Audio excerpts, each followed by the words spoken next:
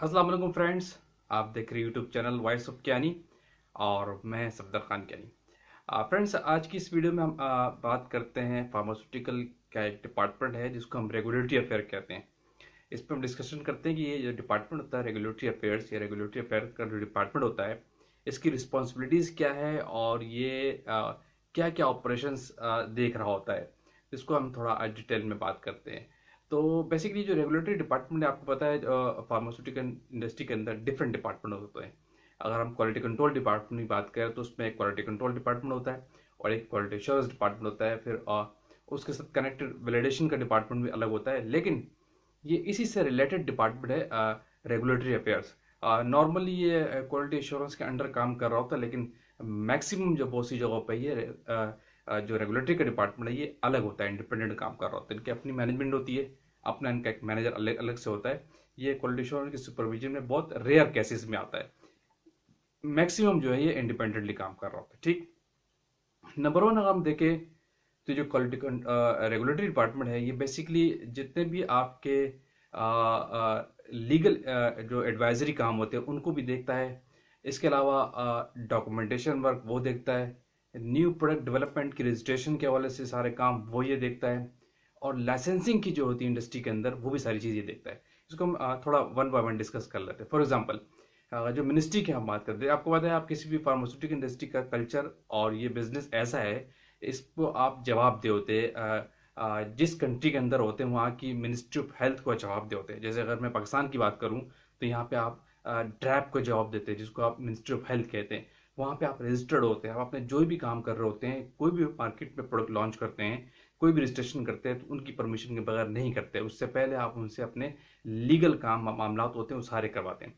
इसी तरह अगर आप किसी और कंट्री में जब आप अप्लाई करते हैं अपनी प्रोडक्ट को, आप इंटरनेशनली बेचना चाहते हैं, तो फिर उस कंट्रीज़ की जो ड्रैप होती है, उस कंट्रीज़ की जो मिनिस्ट्री होती है, उससे अलाइनमेंट करना, उनकी गाइडलाइन को एक्सेप्ट करना, उनकी गाइडलाइन को इम्प्लीमेंट करवाना, ये सारा काम रेगुलेटरी अफेयर के लोग देख रहे होते हैं। इनकी एक टीम होती है, इनके जो मेंबर्स होते हैं, जो इनके ऑफिसर्स होते हैं, जो इनके एग्जीक्यूटिव्स होते हैं, जो इनके मैनेजर्स लेवल के लोग होते हैं, ये सारी चीज़ें वो देखते हैं।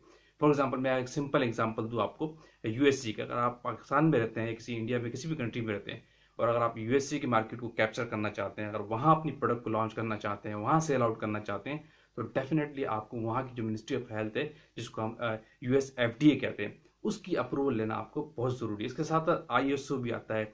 इसके साथ साथ फिर वो डब्ल्यूएचओ भी साथ साथ कनेक्टेड में आता है, जिस कंट्रीज़ में अगर डब्ल्यूएचओ की अप्रूवल भी आपको चाहिए होती है। तो वो मिनिस्ट्रीज़ हैं, वो वहाँ की उस कंट्रीज़ की ट्रैप्स है। जैसे हमारे यहाँ पाकिस्तान में ट्रैप होती है, ये उन कंट्रीज़ की वो मिनिस्ट्री ऑफ हेल्थ होती है, जिनकी अप्रूवल लेके जिनकी रिक्वायरमेंट्स को आप देखते हैं, जिनकी गाइडलाइन को आप देते हैं, अपनी टीम से डिस्कस करते हैं, अपनी कंपनी के लोगों से डिस्कस करते हैं, वहाँ पे उनकी अप्रूवल लेते हैं। सिंपली ये है कि यानी अगर आपको वहाँ डेफिनेटली जब कोई चीज़ बेचनी होती है जिस कंट्री में, वहाँ की पर्टिकुलर एक टर्म्स कंडीशन होती हैं। वो सारी टर्म्स कंडीशन, वहाँ की डॉक्यूमेंटेशन फुलफिल करना, वहाँ की गाइडलाइन को इम्प्लीमेंट करना, क्योंकि आप किसी भी कंट्री में जब बेचने जाते हैं वो अपनी कंडीशंस लगाते हैं। आप अपने तौर पे अपनी मनमानी से कोई चीज़ नहीं करते हैं। फॉर एग्जांपल, हमारे पास भी कोई चीज़ बेचने आता है तो हमारे पास कंट्री में अगर कोई दूसरा मुल्क भी आता है तो हम अपनी टर्म्स कंडीशन बताते हैं कि ये रूल्स रेगुलेशन है, इसके तहत आप करेंगे। इसी तरह जब आप किसी कंट्री में कोई चीज़ बेचने के लिए जाते हैं, सेल आउट करते हैं, अब मैं यूएस एफडी की जो एग्जांपल दे रहा हूँ, तो उनकी टर्म्स कंडीशन होती है, उनको फॉलो किया जाता है, उनकी गाइडलाइन को फॉलो किया जाता है। उनके सारे मामला, उनकी सारी डीलिंग के जो केसेस होते हैं, ये अगर जब यहाँ से रह के जो आप करते हो तो यहाँ पे आप फार्मास्यूटिकल इंडस्ट्री की बात करें तो आपके अंदर जो ड्रैप के अंदर जो चीज़ मामला देखते हैं, इसमें आपका रेगुलेटरी अफेयर इन्वॉल्व होता है। ये सारी वो चीज़ें देख रहा होता है। क्लियर, नंबर वन ये था। इसके बाद जो हम आप इंडस्ट्री के अंदर न्यू प्रोडक्ट डेवलपमेंट करते हैं, फॉर एग्जांपल आप रजिस्ट्रेशन कर रहे होते हैं, नई प्रोडक्ट बना रहे होते हैं, नई से नई प्रोडक्ट मार्केट में लाना चाहते हैं, फिर आप पैटेंट पे जाते हैं, यानी अपने प्रोडक्ट को रजिस्टर करवाते हैं। अपना एक एक आइटम जो है ना आप लाइसेंसिंग लेते हो उसकी, उसको रजिस्टर करवाते हैं, उसके राइट्स रिजर्व करवाते हैं आप। तो उस ये सारे मामला जो लीगल एडवाइजरी होते हैं मामला कंपनी के ड्रैप के साथ, मिनिस्ट्री ऑफ हेल्थ के साथ, मैं पाकिस्तान की बात कर रहा हूँ, तो ये जो सारे केसेस देख रहा होता है ये रेगुलेटरी अफेयर डिपार्टमेंट ही देता है। मिसाल के तौर पर मैंने कहा कि अगर आपको कोई नई प्रोडक्ट रजिस्टर करवानी है, डेफिनेटली उसके हवाले से जो चीज़ रिक्वायरमेंट होती है, जो ड्रैप में जमा करानी होती है, वो ये रेगुलेटरी के लोग देख रहे होते हैं। अब रेगुलेटरी का जो ऑफिसर होता है या इंचार्ज होता है या मैनेजर जो भी है, उसको ये क्लियरली चीज़ों का पता होना चाहिए। अगर मुझे नई प्रोडक्ट मार्केट में रजिस्टर करवानी है या ट्रैप से अप्रूवल लेना है तो क्या क्या डॉक्यूमेंट उसमें अटैच होता है। मिसाल के तौर पर डेफिनेटली उस प्रोडक्ट की फॉर्मुलेशन जाती है, उसमें R&D का डेटा जाता है, उसके साथ उसकी स्टेबिलिटी का डेटा जाता है जो आप इनिशियली डिलीवर करते हैं, उसके वैलिडेशन का डेटा जाता है, रिसर्च का डेटा जाता है, और उसकी फार्मूलेशन हो गई।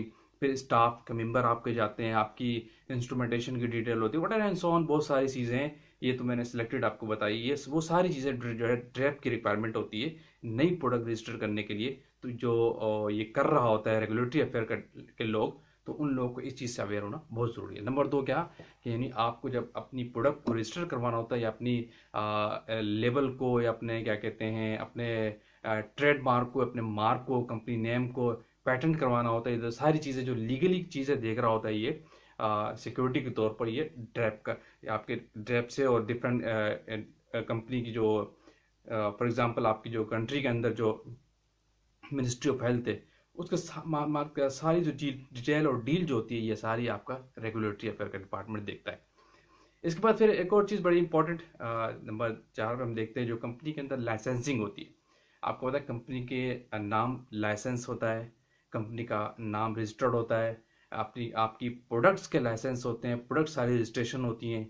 इसके अलावा कंपनी के अंदर जो आपका स्टाफ होता है, जो फॉर एग्जांपल क्वालिटी कंट्रोल की जो इंचार्ज होता है या प्रोडक्शन का इंचार्ज होता है, उनकी लाइसेंसिंग होती है मिनिस्ट्री के अंदर, ट्रैप के अंदर लाइसेंसिंग होती है। तो इस सारे लाइसेंसिंग के मामलात को, लाइसेंसिंग के केस को, ये भी आपका रेगुलेटरी अफेयर का डिपार्टमेंट देखता है। ठीक, इसके बाद एक और चीज़ बड़ी इंपॉर्टेंट, आपके जितने ऑडिट्स होते हैं, चाहे वो इंटरनली, अगर आप लेट सपोज किसी अदर कंट्रीज में भी प्रोडक्ट सेल करते हैं या पाकिस्तान के अंदर भी सेल करते हैं, पाकिस्तान के अंदर आपकी ड्रैप, अदर कंट्रीज में जो वहाँ की ड्रैप, अगर जितनी प्रोडक्ट वहाँ आप सेल करते हैं तो डेफिनेटली आपको ऑडिट भी फेस करने होते हैं।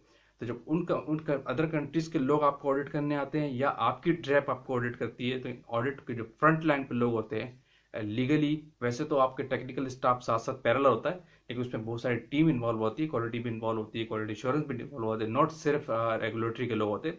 जब ऑडिट होता है तो डेफिनेटली इसमें बहुत सारे लोग इन्वॉल्व होते हैं, लेकिन इसमें फ्रंट लाइन पे जो रेगुलेटरी जो केसेस होते हैं उसमें सारा आपका रेगुलेटरी अफेयर के लोग इन्वॉल्व होते हैं। ऑडिट ये सारे, अगर इंटरनेशनली जब ऑडिट होता है तो उसमें जो चीज़ें देखनी होती है उसको अलाइन करना और उनकी जो रिक्वायरमेंट, उनका एजेंडा, ये सारी चीज़ों में इन्वॉल्व रेगुलेटरी का अफेयर होता है। अफेयर के जो लोग होते हैं वो देख रहे होते हैं। इस तरह के ऑडिट को फेस करना भी रेगुलेटरी अफेयर्स का काम होता है। ये उनकी रिस्पॉन्सिबिलिटीज़ में सारी चीज़ें आ जाती है। और मैंने आपको बताया कि कंपनी का लाइसेंस भी होता है। इसी तरह स्टेप बाय स्टेप पे आपकी जो मिनिस्ट्री है, फॉर एग्जांपल अब मैं इंटरनली बात करता हूँ, कंट्री के अंदर ही आपकी मिनिस्ट्री को जो स्टेप बाय स्टेप पे डेटा रिक्वायर्ड होता है। फॉर एग्जाम्पल मिनिस्ट्री आपकी मांग रही होती है कि हमें स्टेबिलिटी का डेटा दिखा दो इस प्रोडक्ट का, या इस प्रोडक्ट का हमें स्टेबिलिटी का डेटा दे दें, या हमने मार्केट से ये प्रोडक्ट उठाइए, इसको आप टैकल ऑफ करें, इसको देखें इसमें क्या इश्यूज आए। तो जो रिक्वायरमेंट और डेटा वहाँ पर जा रहा होता है, जो मिनिस्ट्री ऑफ हेल्थ में आपकी प्रोडक्ट का जो मिनिस्ट्री की रिक्वायरमेंट होती है, SOPs की इम्प्लीमेंटेशन करवाना और डॉक्यूमेंट देखना, तो ये सारी चीज़ें उनको जो प्रोवाइड कर रहा होता है ये रेगुलेटरी अफेयर का डिपार्टमेंट ही कर रहा होता है। बेसिकली इन सिंपल वर्ड देखें तो रेगुलेटरी जो डिपार्टमेंट है इनका मेन काम डॉक्यूमेंटेशन है, न्यू गाइडलाइन को इम्प्लीमेंटेशन करवाना। जो गाइडलाइंस आ रही है अदर कंट्रीज़ की है, लेट सपोज जिस कंट्रीज़ में आप काम कर रहे हैं वो, और मिनिस्ट्री हेल्थ की तरफ से जो गाइडलाइंस आपको आ रही है, जो टर्म्स कंडीशन आ रही है, उनको इम्प्लीमेंट करवाना अपनी कंपनी के अंदर स्टाफ के थ्रू, ये सारी चीज़ें आपका रेगुलेटरी डिपार्टमेंट देख रहा होता है। वीडियो को एंड करते हैं यहाँ पे। तो ये रेगुलेटरी अफेयर्स की कुछ इंपॉर्टेंट पॉइंट्स है, जो रेगुलेटरी अफेयर के जो टीम होती है उनकी रिस्पॉन्सिबिलिटीज़ क्या होती है, वो किस तरह अपने डिपार्टमेंट को देखते हैं और उनका काम बेसिकली क्या होता है। So thank you for watching. Video को एंड करते हैं इंशाल्लाह, फिर आते किसी और टेक्निकल डॉक्यूमेंट और टेक्निकल बात के साथ। थैंक यू, अल्लाह हाफिज़।